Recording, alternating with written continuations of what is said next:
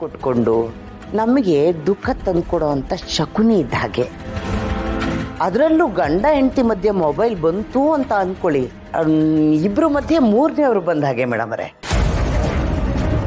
ಬಂಗಾರದಂಥ ಸಂಸಾರನ ಹಾಳು ಮಾಡಿಬಿಡುತ್ತೆ ಮೇಡಮರೇ. ಏನೋ ಹೇಳಬೇಕು ಅನ್ನಿಸ್ತು, ಹೇಳ್ದೆ. ನಿಮ್ಮ ಎಚ್ಚರಿಕೆಯಲ್ಲಿ ನೀವಿದ್ರೆ ಒಳ್ಳೇದು. ಸುಬ್ಬು ಬಗ್ಗೆ ನನಗೆ ಚೆನ್ನಾಗಿ ಗೊತ್ತು.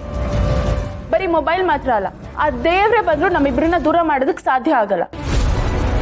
ಬೆಂಕಿ ಇದೆ ಅಂತ ತುಪ್ಪ ಸುರಿಯೋಕೆ ಬರಬೇಡಿ. ನಮ್ಮಿಬ್ರ ಮಧ್ಯೆ ಇರೋದು ಬರೀ ಪ್ರೀತಿ ಮಾತ್ರ. ಅಯ್ಯೋ, ನಾನು ಯಾಕೆ ಮೇಡಮರೇ ತುಪ್ಪ ಸುರಿಲಿ? ತುಪ್ಪ ಜಾಸ್ತಿ ಆಗಿದೆ ರೇಟು. ಒಳ್ಳೇದು ಎಲ್ಲ ನೀವು ಅಂದ್ಕೊಂಡಂಗಾದ್ರೆ ತುಂಬ ಒಳ್ಳೇದು ಮೇಡಮರೇ. ಈ ಸಂಸಾರ ಅನ್ನೋ ದಾರಿಲಿ ಗಾಡೀಲಿ ಹೋಗ್ತಾ ಇರಬೇಕಾದ್ರೆ ಬಹಳ ಎಚ್ಚರಿಕೆಯಿಂದ ಹೋಗ್ಬೇಕು ಮೇಡಮರೇ. ಏನೋ ನಿಮ್ಮ ಸಂಸಾರ ಚೆನ್ನಾಗಿರ್ಬೇಕು. ನಾನು ಹೆಂಗೆ ಅದೆಷ್ಟೋ ವರ್ಷ ತುಂಬ ನಂಬಿಕೆಯಿಂದ ತಾತ್ಸಾರದಿಂದ ನನ್ನ ಗಂಡನ್ನ ದೂರ ಮಾಡ್ಕೊಂಡಿದ್ದೆ ಮೇಡಮರೇ.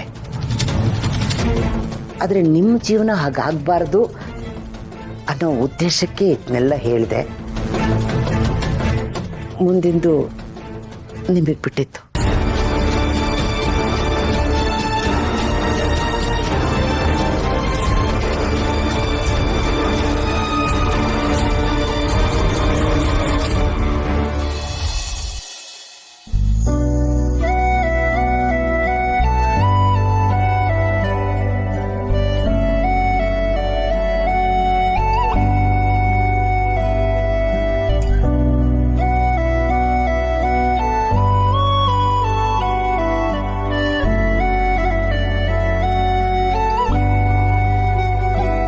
ಸಾವಿತ್ರಿ, ಊಟ ಪಡಿಸು.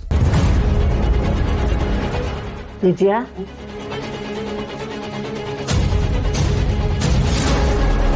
ಸಾವಿತ್ರಿ, ನೀನು ಗರ್ಭಿಣಿ ಹೆಂಗಸು, ಹೆಚ್ಚು ಆಯಾಸ ಮಾಡ್ಕೋಬಾರ್ದು.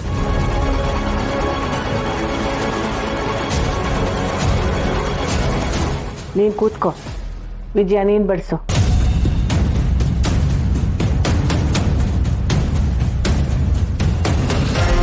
ಅಲ್ಲ ಅಮ್ಮೋರೆ. ವಿಜಯ, ನೀನು ಒಂದು ಹೆಂಗಸಾಗಿ ಒಂದು ಗರ್ಭಿಣಿ ಹೆಂಗಸನ ಹೇಗೆ ನೋಡ್ಕೋಬೇಕು ಅನ್ನೋದು ಗೊತ್ತಿಲ್ವಾ?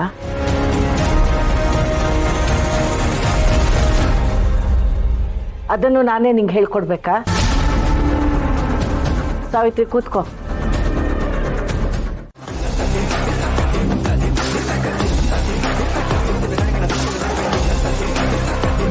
ನಾಳೆ ಯುಗಾದಿ ಹಬ್ಬ, ಎಲ್ರೂ ಖುಷಿಯಿಂದ ಆಚರಿಸೋಣ. ಶ್ರಾವಣಿ ಸುಬ್ಬುನು ಕರೆಯೋಣ ಅಂತ ಅಂದ್ಕೊಂಡೆ, ಆದ್ರೆ ಶ್ರಾವಣಿ ಅವ್ರ ಮನೇಲಿ ಇರ್ತಾಳೆ. ನಮ್ಮನೆ ಹುಡುಗಿ ಅವ್ರ ಮನೆಯಲ್ಲಿ ದೀಪ ಹಚ್ಚಿ ಹಬ್ಬ ಮಾಡೋ ಖುಷಿನೇ ಬೇರೆ, ಹಾಗಾಗಿ ಕರೀಲಿಲ್ಲ. ನಾಳೆ ಇಲ್ಲಿ ನಾವೆಲ್ಲರೂ ಒಟ್ಟಿಗೆ ಹಬ್ಬ ಮಾಡೋಣ. ಹಬ್ಬಕ್ಕೆಲ್ಲ ತಯಾರಿ ಆಗ್ಲಿ.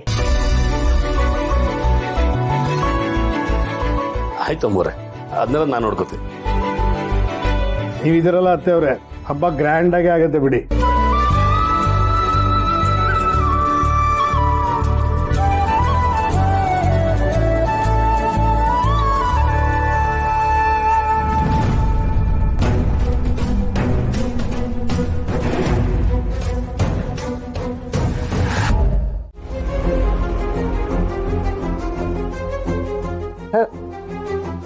ಇಂದ್ರಮ್ಮ ಕೊನೆಗೂ ತನ್ನ ಹಠ ಸಾಧಿಸ್ಬಿಟ್ಲು. ಅಲ್ಲ, ಸೊಸೆ ದುಡ್ಡು ತಂದು ಹಾಕ್ತಾ ಇದ್ರೆ ಮನೇಲಿ ಸುಮ್ಮನೆ ಗುತ್ಕೊಂಡು ಚೆನ್ನಾಗಿ ತಿನ್ಕೊಂಡು ದೇವ್ಕೊಂಡು ಇರ್ಬೋದಾಗಿತ್ತು. ಏನು ಹಠ ಹಿಡಿದ್ಲ ಏನ? ಯಾಕೋ ಹೀಗೆ ಹೋದ್ರೆ ಸರಿ ಹೋಗಲ್ಲಪ್ಪ. ನಾವೇ ಇಂದ್ರಮ್ಮವ್ರ ಹತ್ರ ಮಾತಾಡಬೇಕು. ಅಲ್ಲ, ನನ್ನ ತಂಗಿ ಏನು ತಪ್ಪು ಮಾಡಿದಾಳೆ? ಕಷ್ಟಪಟ್ಟು ನಾವು ಓದಿಸಿದೀವಿ, ಅವಳು ಕಷ್ಟಪಟ್ಟು ಹಗಲು ರಾತ್ರಿ ಓದಿ ಕೆಲಸ ತಗೊಂಡಿದ್ದಾಳೆ. ಈಗಿನ ಕಾಲದಲ್ಲಿ ಹೆಣ್ಮಕ್ಳು ಕೆಲಸನೇ ಮಾಡಬಾರ್ದು, ದುಡಿಲೇಬಾರ್ದು ಅಂದ್ರೆ ತಪ್ಪಲ್ವಾ? ಇದು ತಪ್ಪು ಒಪ್ಪಿನ ಪ್ರಶ್ನೆ ಅಲ್ಲ ಕಣ ಮಗನೆ. ಆ ಇಂದ್ರಮ್ಮ ಬೇಕು ಅಂತ ದ್ವೇಷ ಕಾಡ್ತಾ ಇದ್ದಾಳೆ. ನನ್ನ ಮಗಳು ಆ ಮನೆಗೆ ಸೊಸೆಯಾಗಿ ಹೋಗೋಕ್ಕೆ ಅವ್ರಿಗಿಷ್ಟ ಇರಲಿಲ್ಲ. ಮಾವ, ವರ ವರ್ದ ಇಬ್ರು ಇಷ್ಟಪಡ್ತಿದ್ದಾರೆ. ಅವರಿಬ್ರ ಮಧ್ಯೆ ಪ್ರೀತಿ ಇರೋದಕ್ಕೆ ತಾನೇ ಅವರಿಬ್ರು ಮದುವೆ ಆಗಿರೋದು. ಇಂದ್ರು ಈ ಮಾತನ್ನ ಮಾತನ್ನೇ ಹಿಡ್ಕೊಂಡು ಆ ಇಂದ್ರಮ್ಮ ಎಷ್ಟು ದಿನ ದ್ವೇಷ ಕಾಡ್ತಾರೆ? ಇದರಿಂದ ಅವ್ರ ಮನೆ ನೆಮ್ಮದಿನೇ ಹಾಳಾಗ್ತಿರೋದು. ಇದು ಅವ್ರಿಗೆ ಅರ್ಥ ಆಗ್ತಿಲ್ಲ ಅಷ್ಟೇ. ಅಪ್ಪ, ಆದ್ರೂ ನಮ್ಮ ವರ ಆ ಮನೇಲಿ ನರಕ ಅನ್ಭವಿಸ್ತಿದ್ದಾಳಪ್ಪ. ಒಂದು, ಆ ಇಂದ್ರಮ್ಮನ್ಗೆ ತಿಳಿಸಿ ಹೇಳ್ಬೇಕು, ಇಲ್ವಾ ನಮ್ಮ ವರನ ನಮ್ಮ ಮನೆಗೆ ವಾಪಸ್ ಕರ್ಕೊಂಡು ಬಂದು ನಾವೇ ಅವಳನ್ನ ನೋಡ್ಕೋಬೇಕು. ಓ, ಕರ್ಕೊಂಬಂದು ಇಟ್ಕೊಂಬಿಡು ಮನೆಗೆ. ಈಗಾಗ್ಲೇ ನೀನೊಬ್ಳು ಈ ಮನೆಗಿರೋದು ಸಾಕಾಗಿದೆ.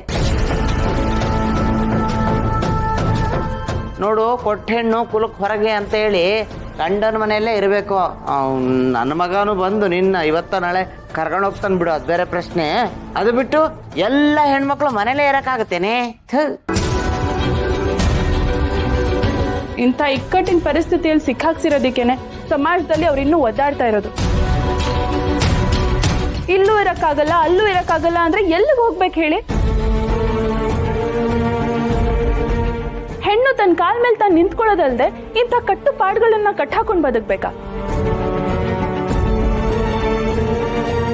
ಅಂದ್ರೆ ನೀವು ವರನ್ ಮನೆಗೆ ವಾಪಸ್ ಕರ್ಕೊಂಬರೋಣ ಅಂತ ಹೇಳ್ತಿದ್ದೀರಾ ಮೇಡಮ್? ಅಲ್ಲ ಸುಬ್ಬು, ನಾನು ಹಾಗೆ ಹೇಳ್ತಾ ಇಲ್ಲ. ನಾನು ಹೇಳ್ತಾ ಇರೋದು, ಏನೇ ಮಾಡ್ಬೇಕಂದ್ರೂ ವರ ಡಿಸೈಡ್ ಮಾಡ್ಬೇಕು. ಅವಳು ಖುಷಿಯಾಗಿರ್ಬೇಕು, ನಗ್ನಗ್ತಾ ಇರ್ಬೇಕು, ಇದು ಅವಳ ಹಕ್ಕು. ನಾನ್ ತವ್ರ ಮನೇಲಿದ್ರೆ ಜನ ಏನ್ ಅನ್ಕೋತಾರೋ, ಗಂಡನ ಮನೇಲಿದ್ದು ಅತ್ತೆ ಮಾತು ಕೇಳಿಲ್ಲ ಅಂದ್ರೆ ಜನ ಏನ್ ಅಂತಾರೋ, ಈ ಭಯ ಅವಳಿಗೆ ಯಾಕೆ ಹೇಳು? ಅವಳು ಎಲ್ಲೇ ಇದ್ರು ನಾನು ಬದುಕ್ತೀನಿ ಅನ್ನೋ ಛಲ ಇರ್ಬೇಕು. ಆ ಛಲ ನನ್ಗೆ ಈಗ್ಲೂ ಇದೆ ಅದಕ್ಕೆ.